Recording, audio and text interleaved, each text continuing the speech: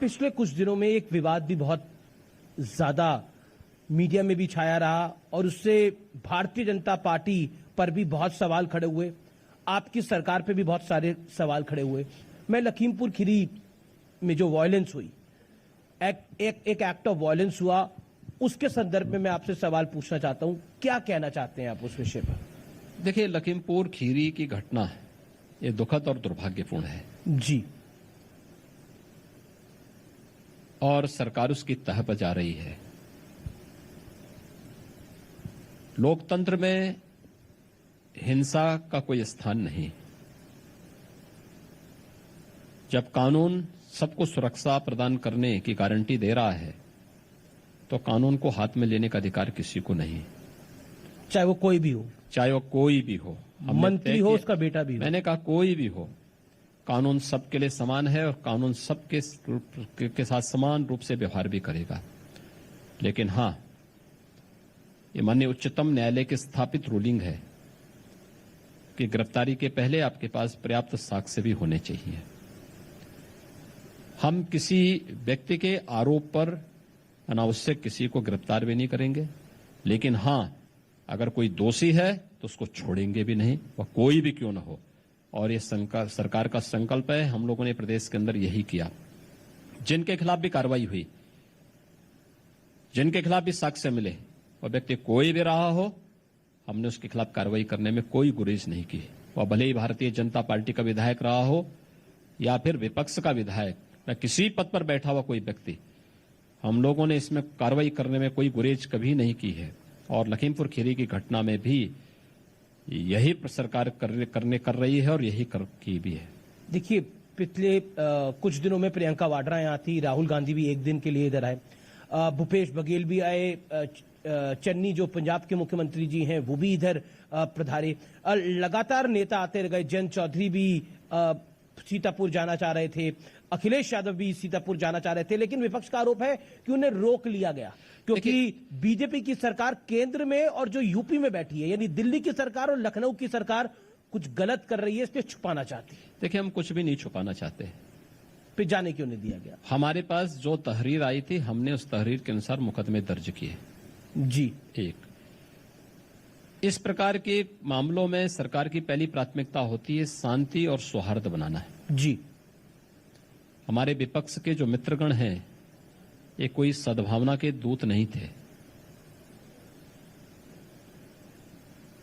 और इनमें से बहुत सारे चेहरे तो ऐसे हैं जो इस उपद्रव और इस हिंसा के पीछे भी शामिल होंगे। एक बार तथ्य सामने आने दीजिए, दूध का दूध और पानी का पानी हम सबके सामने रखेंगे। बीजेपी के प्रवक्ता ने कहा, बीजेपी के एक नेता ने कहा और एक यूपी सरकार के मंत्री ने बोला कि ये पॉलिटिकल टूरिज्म के लिए आए हुए हैं। नहीं, मैं वही कह रहा हूं ना जी। सवाल ये कोई सद्भावना के लिए वहां नहीं जा रहे थे। मुझे एक बात बताइए, छत्तीसगढ़ के मुख्यमंत्री अपने छत्तीसगढ़ को तो संभाल नहीं पा रहे हैं।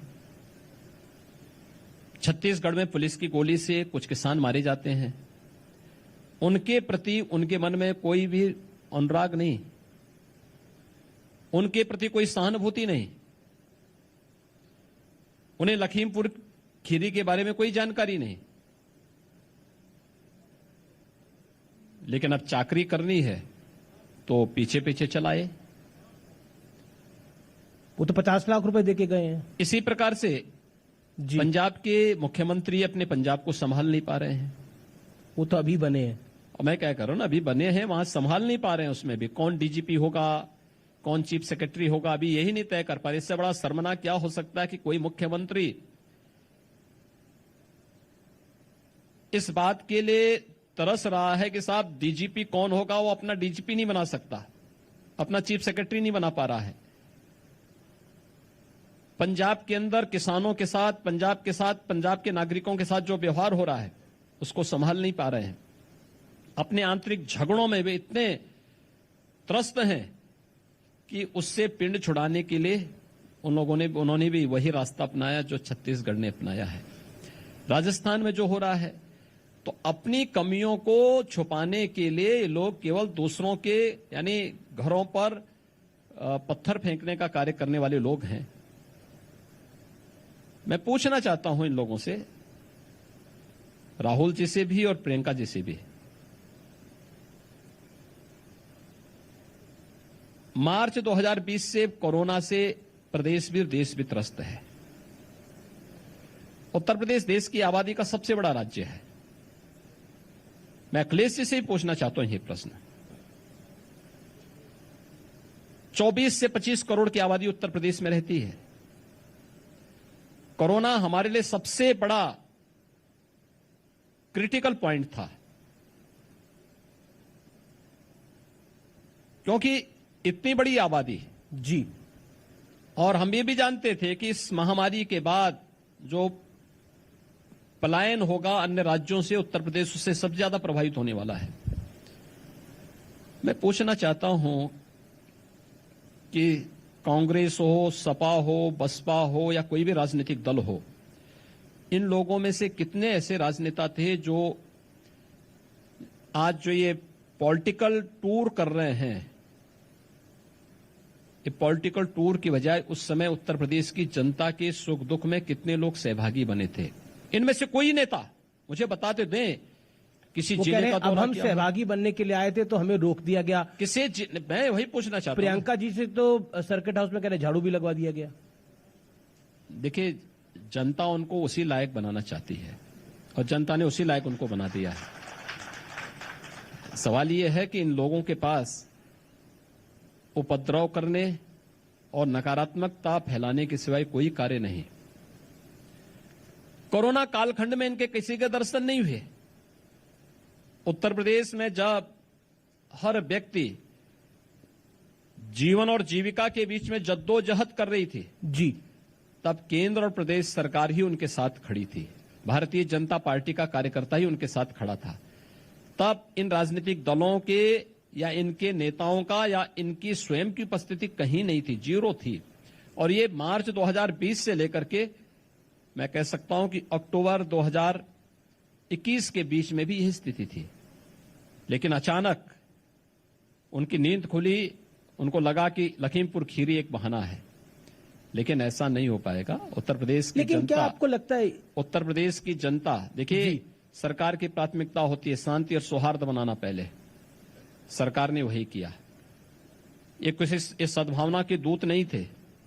ये दुर्भावनापूर्ण तरीके से वहां पर विद्वेष और वहां पर आपसी वर्ग संघर्ष की स्थिति पैदा करना चाहते थे, जो हम प्रदेश के अंदर नहीं होने देना चाहते थे और कतई नहीं होने देंगे। तीसरा, इन लोगों के जाने के बाद पब्लिक की जो प्रतिक्रिया थी, पीड़ितों की जो प्रतिक्रिया थी, ये भी आपने देखा होगा। सबने बहुत तीखी प्रतिक्रिया व्यक्त की थी कि सरकार ने हमें मदद की है, सरकार के कार्यों से हम पूरी तरह संतुष्ट हैं, कृपया हमारे मामले में राजनीति न की जाए। ये पीड़ित परिवारों ने स्वयं कहा, या सभी पक्षों ने इस बात को उनकी दलील थी, मैंने सवाल पूछे उनसे भी, उनकी दलील थी कि हम तो दुख बांटने के लिए जाना चाहते थे। किसी के यहाँ मौत होती है तो दुख बांटने जाया जाता है। अगर हम मदद करना चाहते हैं यूपी के अंदर लखीमपुर में कुछ, आपके सवाल वाजिब है। कवर्धा में जो जिसे कहते हैं धार्मिक संघर्ष हमें देखने को मिल रहा है छत्तीसगढ़ के अंदर, वो एक बड़ा इंसिडेंट हुआ है, उसमें कोई दो राय नहीं है। लेकिन उनका कहना था कि अगर हम लखीमपुर में किसी की मदद कर रहे हैं तो बीजेपी वालों को तकलीफ क्यों हो रही है? नहीं, सवाल यह है कि आप अपने कवर्धा को क्यों नहीं संभाल पा रहे हैं? क्या वहां सहानुभूति व्यक्त करने के लिए गए? जिन किसानों को गोली से वहां भूना गया छत्तीसगढ़ में, क्या उनके साथ ये कभी खड़े हुए? उनके साथ तो कभी नहीं खड़े हुए। पर यहां आप जानते हैं प्रियंका वाड्रा हैं और प्रियंका वाड्रा महासचिव हैं। एक ये भी कारण हो सकता है, सिद्धू भी आ रहे थे। ये लोग 1000 गाड़ियों के साथ कोरोना काल खंड में भी आ सकते थे। कोरोना में जब प्रथम लहर कोरोना की आई थी तब भी ये लोग आ सकते थे। 40 लाख प्रवासी कामगार उत्तर प्रदेश के अंदर आए, उनके प्रति भी इनकी सहानुभूति होनी चाहिए थी। तब नहीं, तब झूठे हमें 1000 बसेज के नंबर दिए थे कांग्रेस ने, तो उन बसेज को बॉर्डर पे लगाना है प्रवासी कामगार और श्रमिकों को सुरक्षित घरों तक भेजने के लिए। तो हमने विभिन्न जनपदों के आरटीओ को भेजे कि भाई आपके जनपद से संभवतः ये बसेज होंगी, आप इसको देखिए, कंफर्म करिए कि ये बसेज हैं। अब आश्चर्य करेंगे, वो बसेज नहीं थी। जो कंडम ट्रक थे या स्कूटर के नंबर थे, स्कूटर के नंबर दे दिए थे हम लोगों को बस के नाम पर। इतना भद्दा मजाक प्रदेश की जनता की और पीड़ित बंधुओं की जा रही थी, जो अपनी रोजी रोजगार छीनने के बाद प्रदेश के अंदर वापस आ रहे थे। ये कांग्रेस कर रही थी, कोई और नहीं कर रहा था। क्या कांग्रेस का नेतृत्व तब सोया हुआ था ये देखने के लिए?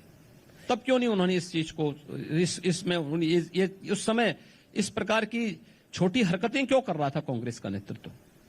बहुत शर्मनाक हरकतें थी इन लोगों की। ये लोग तो जीवन के साथ खिलवाड़ करने वाले लोग हैं। क्योंकि गृह राज्य मंत्री हैं अजय मिश्र टेनी, उनके सुपुत्र इसमें इन्वॉल्व हैं, उनको बचाने के लिए सारी कवायद हो रही है। कई सारे वीडियोस भी सामने आए हैं। हमने मुख्यमंत्री देखिए, कोई वीडियो अभी तक इस प्रकार का नहीं। हमने तो नंबर भी जारी किया है जी कि अगर किसी के पास कोई साक्ष्य है तो इस पे अपलोड करें।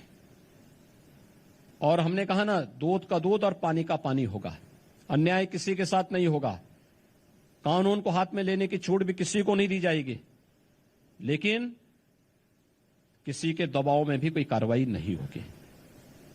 पुलिस की ओर से एक एसआईटी गठित की गई है जी, और एक जुडिशियल कमीशन भी गठित किया गया है। जुडिशियल कमीशन इस बात को लेकर पूरी घटना की कारणों की जानकारी के कारणों के बारे में उसकी छानबीन करेगा। और एसआईटी सीनियर अधिकारी, इसमें डीआईजी स्तर के अधिकारी हैं, एडिशनल एसपी स्तर के अधिकारी हैं, एसपी स्तर के अधिकारी हैं। ये अधिकारी इस पूरे मामले में इसकी तह तक जाएंगे और उन सभी वांछितों को, जिनके नाम दिए गए हैं, जिनके वीडियोज आ रहे हैं, जिन पर यह कंफर्म हो गया कि अपराधी थे, उनकी गिरफ्तारी शुरू हो चुकी है। कल कुछ गिरफ्तारी हुई है, आज भी कुछ गिरफ्तारियां संभवतः हुई होंगी। पूछताछ की जा रही है। साक्ष्य जिनके खिलाफ पुख्ता साक्ष्य मिलेंगे उनकी गिरफ्तारी होगी और उनके खिलाफ बहुत सख्त कार्रवाई होगी। मैं इस घटना पर आपसे आखिरी सवाल पूछ रहा हूं। आरोप यह है कि अजय मिश्रा टेनी ने खुद भड़काऊ भाषण दिए, थम्स डाउन जिसे कहते हैं, इस तरह से दिखाया, इसलिए किसान भड़क गए। और फिर उसके बाद जो हुआ, जिसमें 3 बीजेपी के कार्यकर्ता भी गए। बहुत दुख की बात है कि एक पत्रकार की भी जान चली गई और बहुत दुख की बात है 4 किसान भी नहीं रहे। क्या आपको लगता है कि गृह राज्य मंत्री को भी रिस्पॉन्सिबल होना चाहिए था? देखिए, पॉलिटिकल भाषण और थ्रेट दोनों में अंतर होता है। पॉलिटिकल भाषण राजनीतिक मंचों से होता है और केवल यह बीजेपी का कोई नेता ही दे रहा हो ऐसा नहीं है। तमाम अन्य नेता देते हैं, कांग्रेस की सरकारें वो भी देते हैं और भी देते होंगे। लेकिन इसका मतलब ये नहीं कि आप किसी की हत्या कर लें। आपको लगता है किसी ने गलत किया है, उसके लिए अलग अलग मंच हैं। आप कंप्लेंट कर सकते हैं, आप उसके माध्यम से वो करेंगे, लेकिन कानून को हाथ में लेने का अधिकार किसी को नहीं है। क्योंकि कांग्रेस इसको या फिर विपक्ष इसको इसलिए मुद्दा बना रहा है क्योंकि अजय मिश्रा टेनी ने बोला, सिर्फ उन्होंने ही, हरियाणा के मुख्यमंत्री ने भी कुछ दिन पहले किसानों को बोला था कि हम इनको देख लेंगे। तो इस संदर्भ में इसको जोड़ के देखा जा रहा है कि बीजेपी धमका रही थी। धमकाने की बात नहीं, ये सभी मामले पॉलिटिकल बयान है। पॉलिटिकल बयान देश काल और परिस्थिति के अनुरूप व्यक्ति दे देता है, उसको इतनी गंभीरता से नहीं लिया जाना चाहिए। प्रयास होना चाहिए कि हम कोई ऐसा बयान न दें, लेकिन अगर आता है तो वह उसका कोई मायने नहीं होता। आप उसका खंडन कर दीजिए जी, आपको बुलर रखता है आप भी बोल दीजिए, क्या मतलब है इसका। लेकिन उसकी आड़ पे हम क्या किसी निर्दोष व्यक्ति की जान ले लेंगे? राह चलते हुए राहगीरों पर हमला कर देंगे। अब विपक्ष अड़ गया कि अजय मिश्रा टेनी का इस्तीफा होना चाहिए, क्या देखिए, विपक्ष की तो मांग बहुत सारी चीज होती है जी। मेरिट के आधार पर जो होगा वही कार्य सरकार करेगी।